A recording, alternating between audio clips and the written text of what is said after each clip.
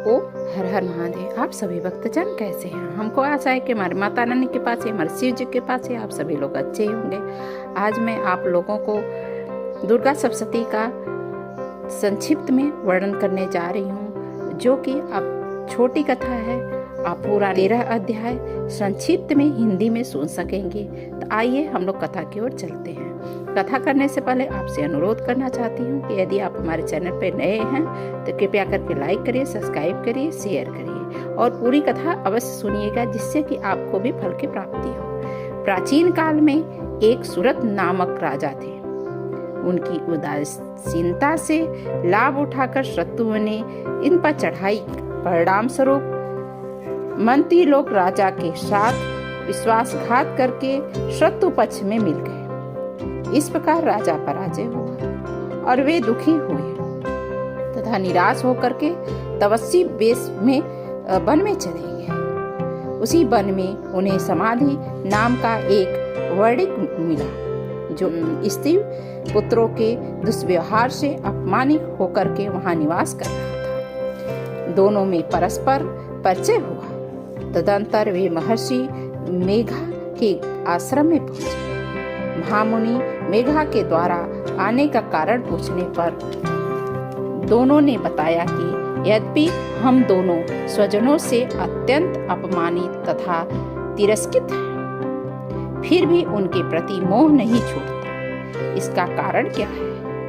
महर्षि मेघा ने यह उपदेश दिया कि मन शक्ति के अधीन होता है। आदिशक्ति भगवती के दो स्वरूप हैं, विद्या और अविद्या।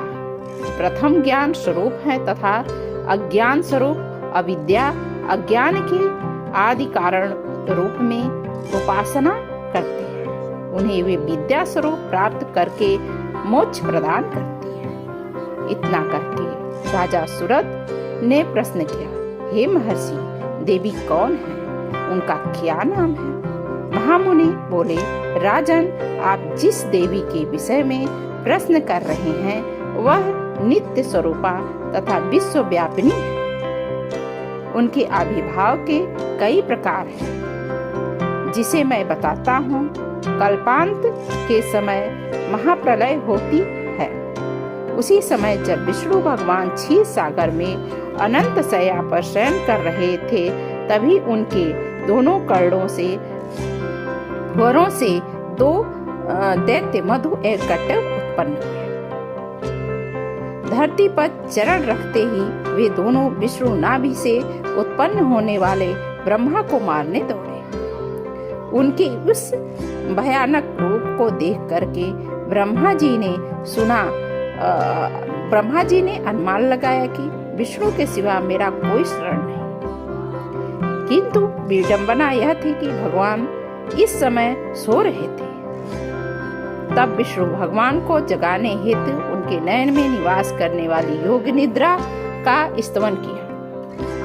परिणामतः तमोगुण अधिष्ठात्री देवी विष्णु भगवान के नेत्र, नासिका, मुख तथा हृदय से निश्चित होकर आराधक ब्रह्मा के समान खड़ी हो गई। योग निद्रा के निकलते ही भगवान विष्णु जाग उठे। भगवान विष्णु तथा उन राक्षसों में 5000 वर्षों तक युद्ध हुआ।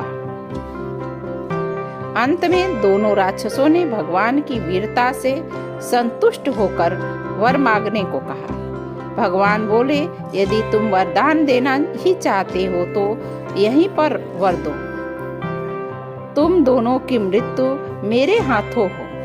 ये मस्त कह करके राक्षसों ने दानशीलता का परिचय दिया।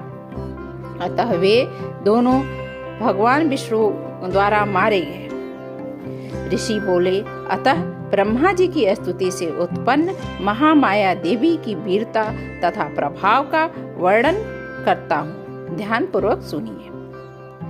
एक बार देवताओं ने स्वामी इंद्र तथा दैत्यों के स्वामी महिषासुर से 100 वर्षों तक घनघोर संग्राम हुआ।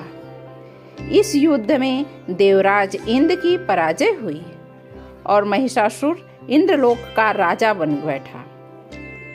तब हारे हुए देवगण ब्रह्मा जी को आगे करके भगवान शंकर तथा विष्णु के पास गए।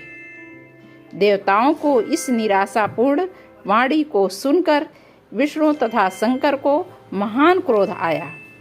भगवान विष्णु के मुख तथा ब्रह्मा, शिव, इंद्र आदि के शरीर से एक पुंजीभूत तेज निकला, जिसमें सारी दिशाएं जलने लगी। अंत में यही तेज एक देवी के रूप में परिणित हो गया। देवी ने सभी देवताओं के आयुध, शक्ति तथा आभूषण प्राप्त कर उच्च स्वर से अट्टहास युक्त गगन बेदी गर्जना की, जिससे पृथ्वी, पर्वत आदि डोलने लगे तथा संसार में हलचल मच गया। क्रोधित महिषासुर दैत्य सेना का व्यूह बनाकर इस सिंहनाद की ओर दौड़ा। आगे देखता है कि देवी की प्रभा से तीनों लोक अलौकिक है।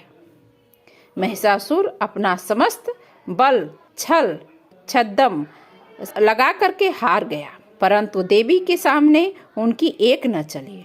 अंत में वह देवी के हाथों मारा गया। आगे चलकर यही देवी शुंभ निशुंभ नामक असुरों का वध करके गौरी के रूप में परिणित हुई।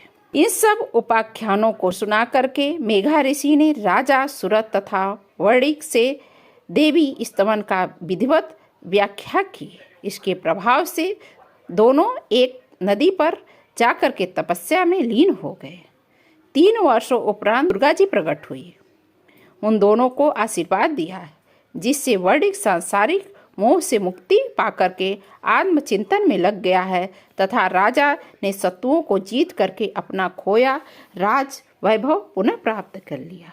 ये तो रही दुर्गा सप्तशती का संक्षिप्त पाठ। यदि आप ये कथा सुनेंगे तो आप निश्चय ही अपने शत्रुओं पर विजय प्राप्त कर सकेंगे। और आपको कथा जाननी है तो आगे हमारा चैनल पे बने रहिएगा, जिससे कि आपको भी नई नई कथाएं प्राप्त हो सके। ओम हर हर महादेव।